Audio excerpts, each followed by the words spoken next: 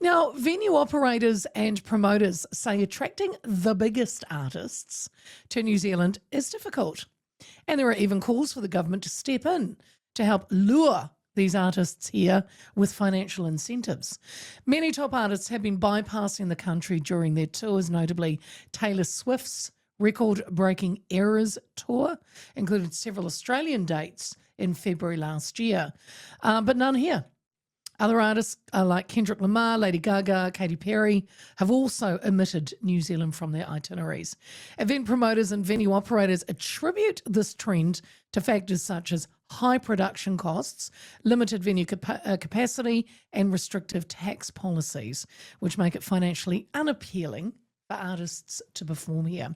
Now, in response to this issue, some of the industry leaders are advocating for the government to intervene and make New Zealand a more attractive destination for major concerts.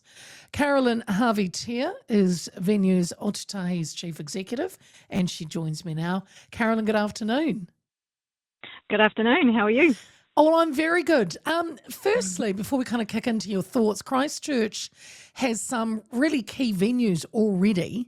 But what's the biggest challenge Venue's Ōtautahi faces when trying to attract, say, major international acts?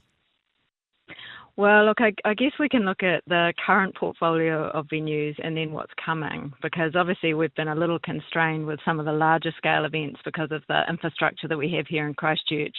So we have a gorgeous portfolio of venues, but until 2026, we've really not had a major stadium to host big entertainment acts particularly. So the game really changes for Christchurch in that respect. But the issue still remains is, despite having wonderful infrastructure around the country, it really is a cost game. You know, it's very, very expensive to get to New Zealand. It's very expensive to travel around New Zealand, and it's very expensive to employ people here.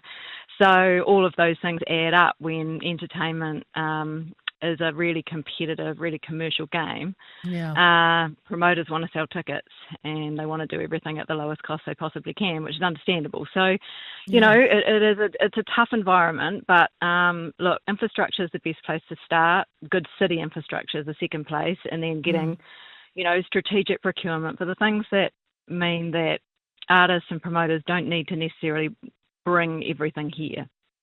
Oh, you're right. Of course, you're talking about the big boost is when Takaha Stadium is finished, correct? Yep, absolutely. Yep. I mean, how amazing is that going to be, Carolyn? What do you see coming online in 2026? What, you know, how many, say, events per year are you anticipating?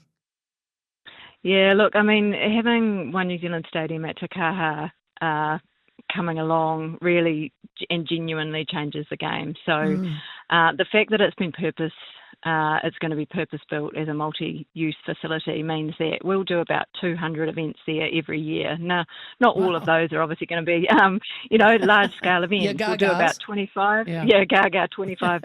We'll do about 25 large-scale events a year, and the rest are, because of the multi-use, there'll be about 180 business events or so. So it's going to be really, you know, it means that we can attract yeah, exactly. So, and we're already seeing the demand, you know, obviously April isn't that far away. So the conversations we're having already around what entertainment acts can come here are huge, and it's really exciting for the city. How does it work, Carolyn? Because, you know, you know, once Takaha's, you know, open for business, as you said, you know, not just, you will get 25 or 20 or so big acts.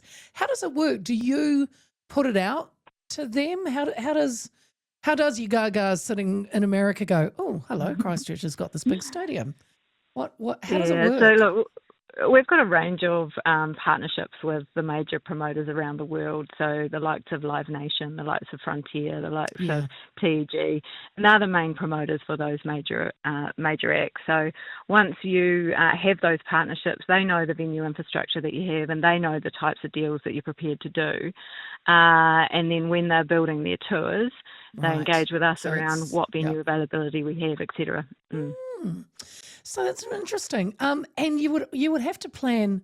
I can imagine nightmares. You must plan so far ahead for these big events, eh? Yeah, big events are about 12 to 18 months that we start Yeah. having the conversation. So as you can imagine, we're having those conversations now. But scheduling's also, Yeah. really good problem to have. But you need to play your Super Rugby. We've got other partnerships with the likes of the One New Zealand Warriors. So making sure that the turf health is Yeah. prioritised when Yes. you've got concerts as well as sport. So it does, it does put the venue under a bit of pressure. But as I say, it's not a bad problem to have. No. So some event companies, you mentioned Live Nation and also it's TEG, isn't it? And a few others, they've kind of called on government funding. Would you subscribe to that? Do you agree? Is that what's needed?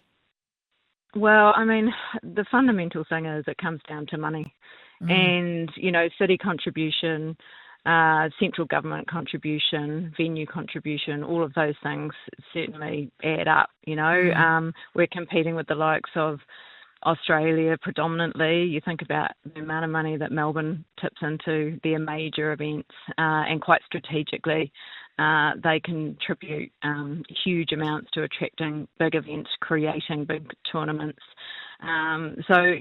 It absolutely makes a difference. The economic impact and the contribution to the regions is material. So it certainly stacks up from an ROI perspective, but we also appreciate that there's plenty of other priorities that the government have to, the balance. Certainly, I mean, money, it all comes down to the commercials, really. And I mean, if it was to happen, let's just say, you have said as long as it's not Auckland centric. Can you explain that? From me sitting in Auckland, Carolyn. Yeah, look, I mean, Auckland is obviously